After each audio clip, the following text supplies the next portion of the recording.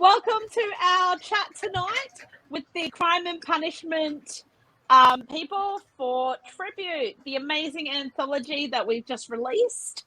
Sorry we're a bit late. We've had technical difficulties and we have this amazing storm going on around us. So it might be a little bit of a shorter live. We'll see how we go. Nicole's unfortunately unable to come to the live tonight. We do have a recording of hers. So hopefully if the storm stays away enough, I'll be able to play that later. Jan is still trying to get in, so hopefully he'll join us later too. But let me introduce the lovely ladies we have at the moment. We have Mandy Chandler. Hi, everyone. And we have Aletia Johnson. Hello. Excellent. Thank you guys so much for joining us tonight. It's so exciting to have you here. Yes, it is. Thanks for having us. No worries. And the extra thunder in the background would just be, a little more fun with it all, really, won't it? All right, so we'll get into the questions first. So first question that we have tonight is, I just want to know what your story's called and a brief synopsis. Let's go with you first, Mandy. Right. Well, my story is called Don't Open It. And it's it's not your typical crime story, although it does involve arson and theft. It's about a young aspiring writer who finds a notebook that magically helps her to write the novel she's always dreamed of writing, but at a terrible cost. Oh. And I won't say any more. Oh, that sounds fun. And Aletia, what's your story called and a brief synopsis? My story is called Catfight. And it's about a kick-ass, leather-clad biker bounty hunter chick who's hunting down this mysterious person who may be more than she appears. But the person doesn't want to go with her. And she has to convince her that she should. And when that doesn't work, they have a big fight. It's basically a big fight. Excellent. Cool. I love that. Absolutely. That sounds fantastic. All right. We have a few people watching. Make sure you pop in and say hi, guys. Let us know where you're watching from. And Clancy has decided that we should get out the rice bubbles and enjoy the snap, crackle, and pop of the thunderstorm. Yes, absolutely. I'm surprised that we haven't been able to hear any of the big booms that are happening at the moment. All right. Sorry, I think my husband's just arrived. Hello.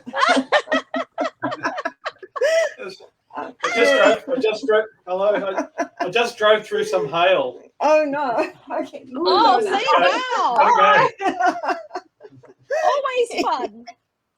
The joys of live. Oh, hi, my Kathy. muse. Thanks for joining us. Hi. Awesome. Now, sorry, I was just checking the comments.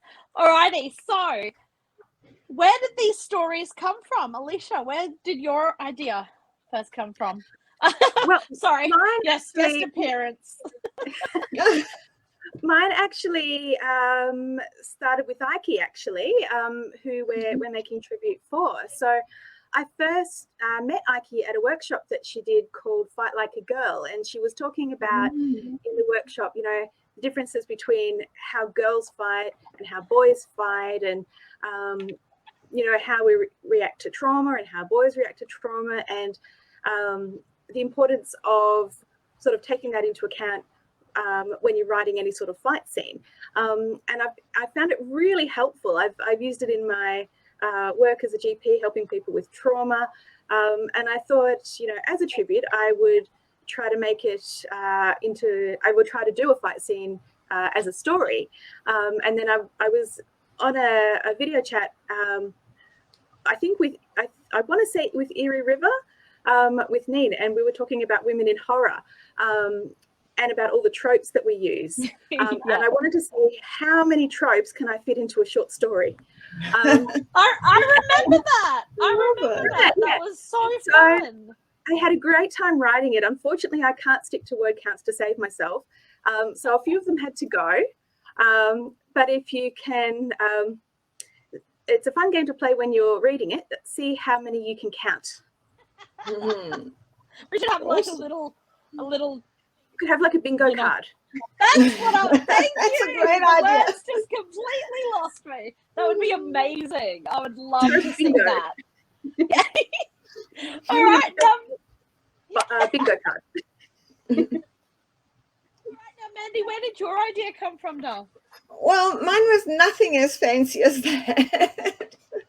I was looking around for new sort of avenues to write short stories, and I found a short story competition that said write a story about anything you like, as long as it refers to a black leather-bound notebook.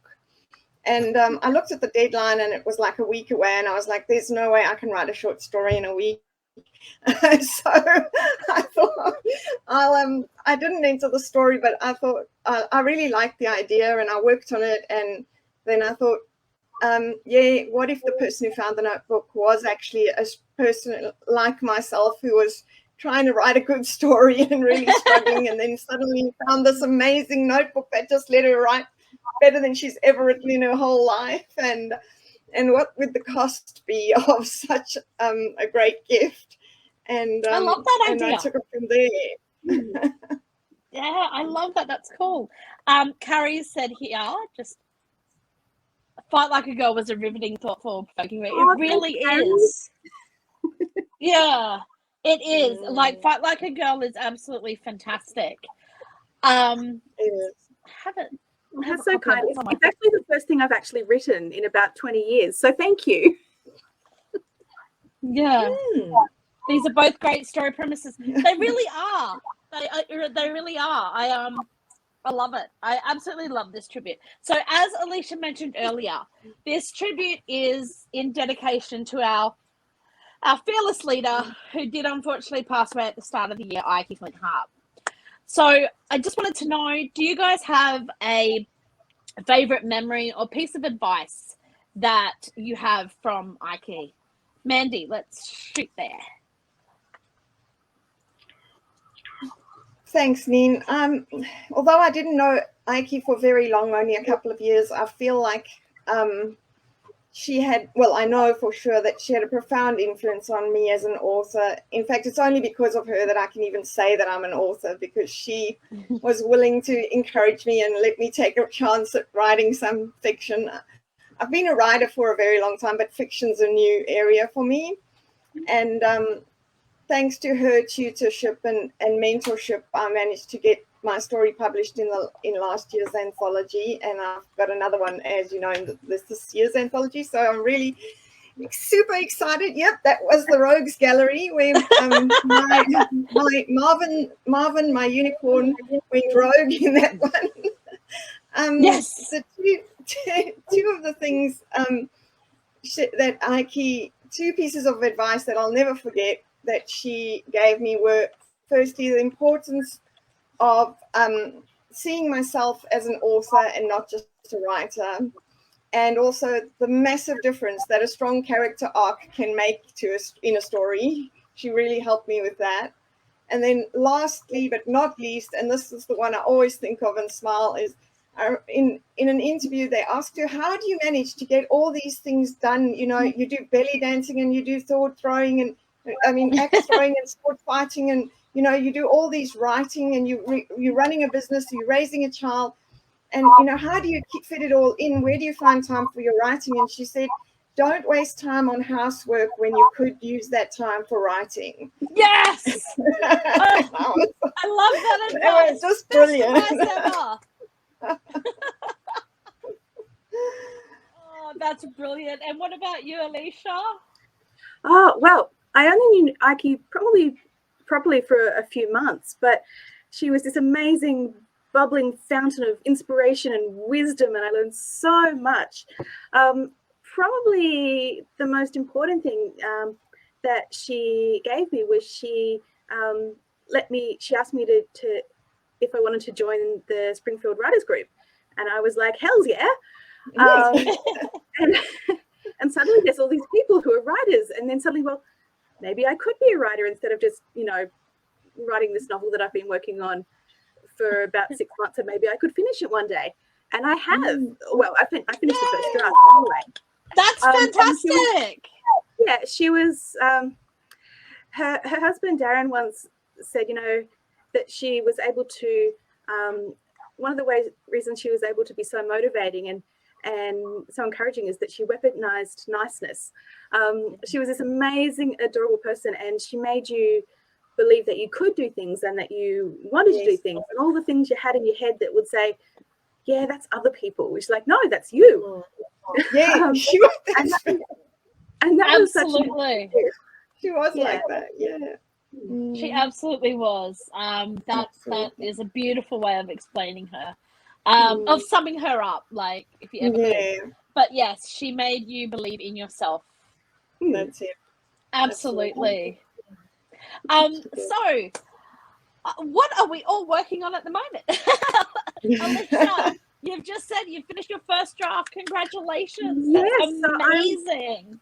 I am working on my first horror novel. I've never actually written horror before, and I didn't think I'd really like writing horror, but it's actually been really fun. That's awesome. I like to play with tropes. So, you know, all the classic stereotypical tropes, I like to say, well, what would happen if something different happened? So my novel is called Monsters in the Darkness. It's about a girl called Cassiopeia. She's had a really traumatic life, and she's also a little bit psychic, and she knows that she's going to die horribly tonight. I always wondered in those monster movie scenes, you know, there's always, the teenage girl in the bikini or the pajamas or slinky negligee or whatever, and she's always, you know, screaming a lot and running away from the monster. And in this story, she's actually hunting down the monster because she actually wants to find them. Yay! Deeply disguised philosophy and self-help disguised as a young adult horror novel. Awesome. Excellent. And what are you working on at the moment, Mandy? So my two big projects at the moment are a historical novel, which I've been working on and off for years, which I'm finally getting some traction on now, called 9 Lives.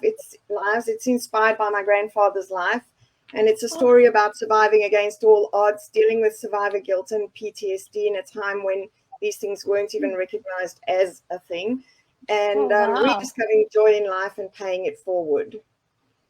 Wow, that's intense. Yes, that's what's taking me so long to write. Understandably. And on a lighter note, I'm writing a running memoir called Worst Parade Ever, Lessons from the Middle of the Pack, which is basically just the story of how I came to be an ultramarathon runner, from being the worst runner in my school and being booed and asked to please vacate the track because the next race is busy trying to start.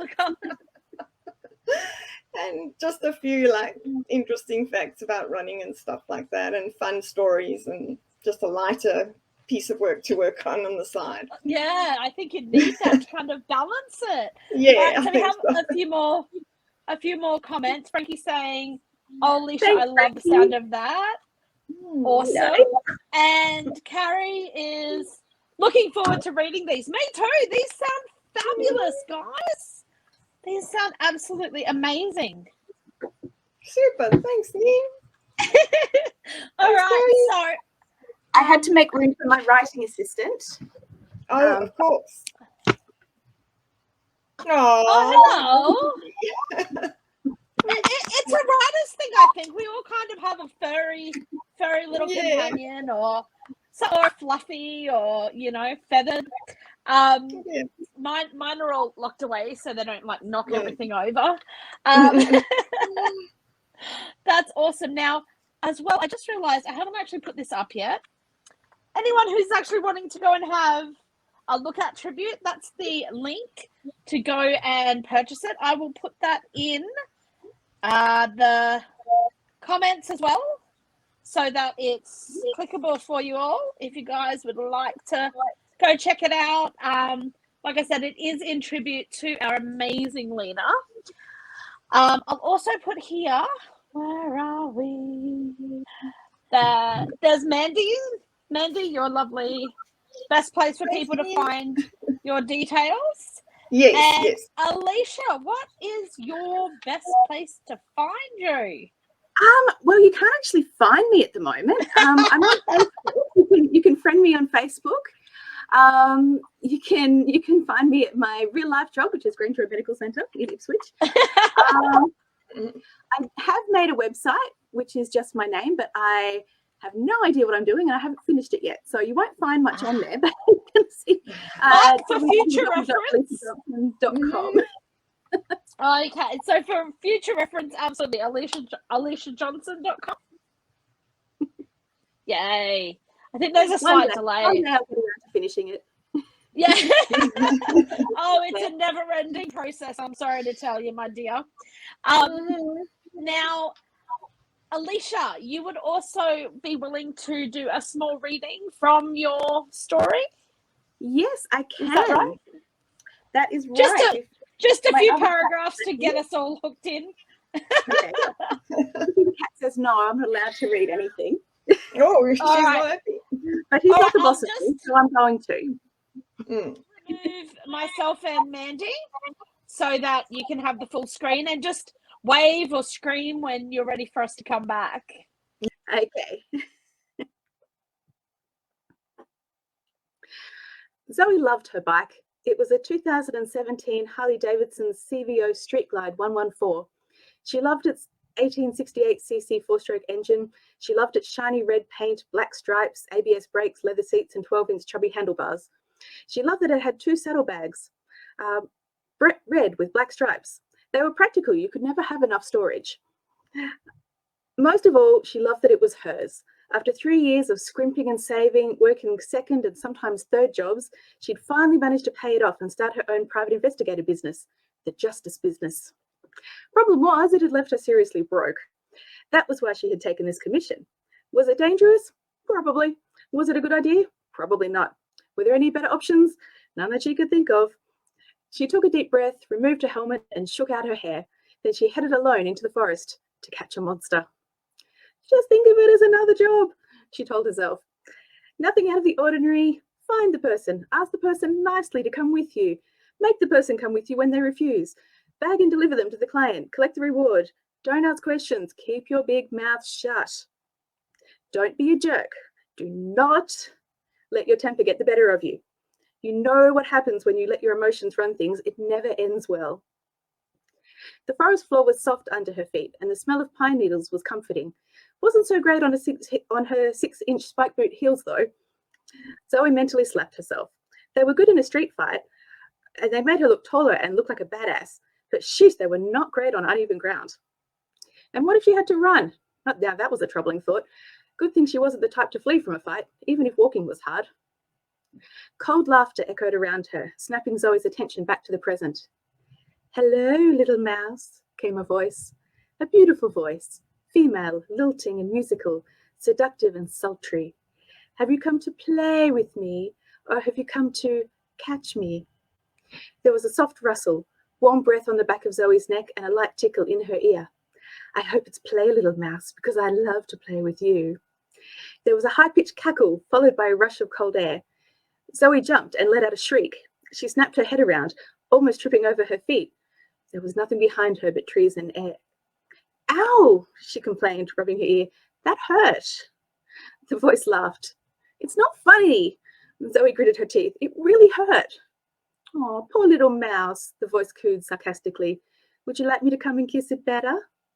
"Not especially," Zoe answered truthfully. Her heart was hammering and her breathing shallow. She needed to get control of the situation before things escalated. She kept her voice calm, game face on. "I'm spoken for," she paused, listening for movement. "But could you come out and talk?" Silence. "My name is Zoe," she continued. "Zoe Evans. I'm a consultant. Been asked to come and chat to you about something." More silence. "Please?" "They don't want you to talk to me, little mouse." More laughter, bitter this time. "They want you to catch me so they can kill me. and then dissect me to see how I work. The end. Well, no, not the end. The beginning. Yeah. Awesome. Well I done, loved thank it. you. That was great. And we have Jacinta falling in love with us all. Hey, Aw. we love you Thanks, too, my dear. Jacinta. And there we go. I love this, Alicia. Great reading. It was. That was Awesome. fantastic. See, so if you want to, if you want to read the rest of it or see what happens, go grab the book. We would love it, and we would love to hear any feedback, what you Spoilers. guys think of it. Have a fight. Yes, big spoilers. There's a fight. Big spoilers. All right. Carrie heals. Exactly. Trope number 1. I love it. And yep, the motorbike and the heels. Yep. And Jacinta says amazing description. Oh, thank It you. is. It's a great story, and absolutely. Now I would like, if you guys just hang on, I am going to kick us all out and just show the short video because yay, the storm has not kicked us off yet, with Nicole and myself from earlier, and then we can come back and say goodbye to everyone. Does that sound okay, guys? Yeah. Yep. Good. Cool. All right. Let me see if I can get this going. All right. Hey, everybody. Thanks for joining us tonight. Now, Nicole can't make it to the live that you will be seeing all this in, but she's willingly taken some time out so that we could do a recorded video so that she can still be involved and we can still get to meet her and discuss her amazing story in our Springfield Writers Group anthology tribute. So, hi, Nicole. How are you? Hi, thanks. How are you? Good. Thank you so much for joining us tonight. I'm really excited about it. So, the first thing, what is your story called? It's called Murder at Lavender Manor. Ooh, fantastic. Ugh, gotta love that. There has to be something in murder in a crime and punishment section. Can you give us a brief synopsis of what your story is about? Funnily enough, it's about murder. There's a little bit of a murder mystery. It's located on a kind of a B&B on an island. And it's just the host and the people who are staying there, they're the guests, they're trying to figure out who did the murder. Excellent. I love that kind of thing. It feels like a very Agatha Christie sort of, that, you know, the murder in the house and figuring out all the suspects. Yes. So where did the idea come from? So I am a big fan of those kind of mysteries, and the TV show Death in Paradise is one that I'm really enjoying lately, and it actually originally started from the previous anthology, and I had an idea for an older lady just getting herself into mischief, and the older lady is the lead in the investigation here. Excellent. That's fantastic. I love it. So sort of like that Murder, She Wrote sort of vibe. Yeah. Excellent. I love it. Now, tribute has been published in honor of our wonderful leader Aiki, who did pass away earlier this year. Do you have a favorite memory or piece of advice from Aiki? Unfortunately, I didn't get as much advice from her as a lot of others did. But I guess the main one, which everyone got, is just do it. Yeah. Which I have been struggling to do lately, but I do really need to just do it. Yeah, it comes and goes, and life can be a bit tricky because you also have a little one. Yeah. Yeah, so, you know, she'd be very understanding about that as well. Yeah, she did. When I told her that I was pregnant with him, she said to me, uh-oh, we're losing another one. Because like she was of course happy that I was pregnant, but once you're having a kid, it takes up a lot of your writing time. It does, absolutely. But the best thing about writing is it's always there when you're ready. There's no timeline on it. It's there for when you're ready, which is awesome. Now, sorry, I just lost that for a sec. All right. Sorry, the connection just went a bit hinky. Awesome. So, are you working on anything at the moment, or just trying to get through day-to-day life with Teddy? Just trying to get through day-to-day life at the moment. Teddy's about 1.5 at the moment, so very full on. Yeah. Yeah. Absolutely, no worries. And where's the best place for people to find you? I'm not the best at keeping up with my socials, but I've got my Nicole Harvey author Facebook page. Excellent. I'll add the link in the comments, guys. Thank you. And yeah, I am on Instagram, but yeah, I'm not as good at posting on there either. I have to work on that. An 18-month-year-old, you have all the reasons in the world to be behind with it all, but you will get there, and Aiki will be so glad that you have this story published, darling. Yeah. So happy for you. Thank you. No worries, and thanks again so much for taking the time out and chatting with me. No worries. I really enjoyed it. Excellent. No worries. We'll catch you later. Bye. Bye. All right. Yay. So that was Nicole. Yay. We're all back. Awesome. So that's 3 of the 4. I believe there's 4 crime and punishment stories. Jan Andrew was coming tonight, but because of the storm, we had some technical difficulties. He was on the previous chat for tribute authors that we had. But let me just grab that. So that's for Jan as well, if you want to check it out. And I did put Nicole's down in the comments, but there's Nicole's as well. I'll just double check if anyone has any questions. Carrie says, such a great short story, Nicole. It was such a great short story.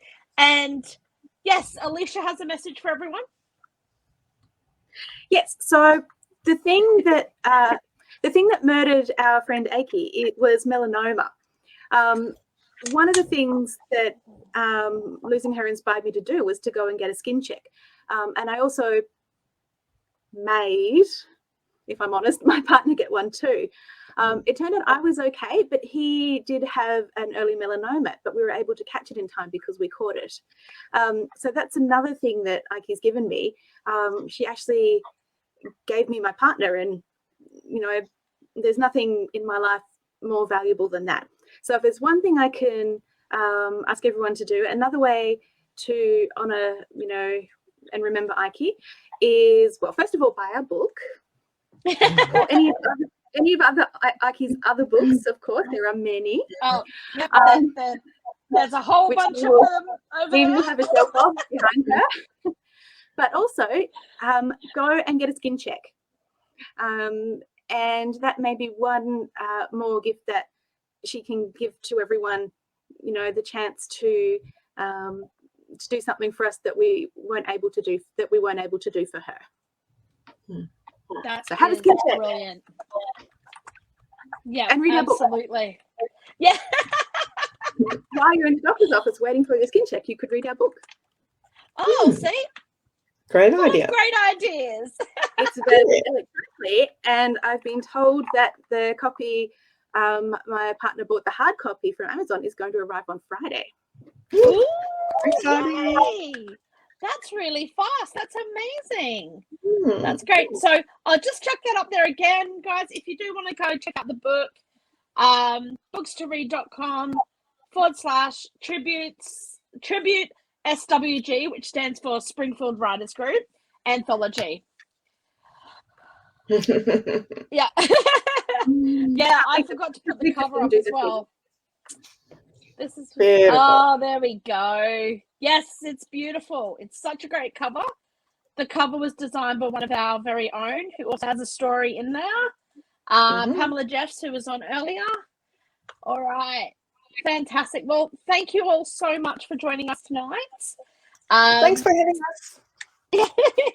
And thank you both for coming on and weathering the storm and checking it all out.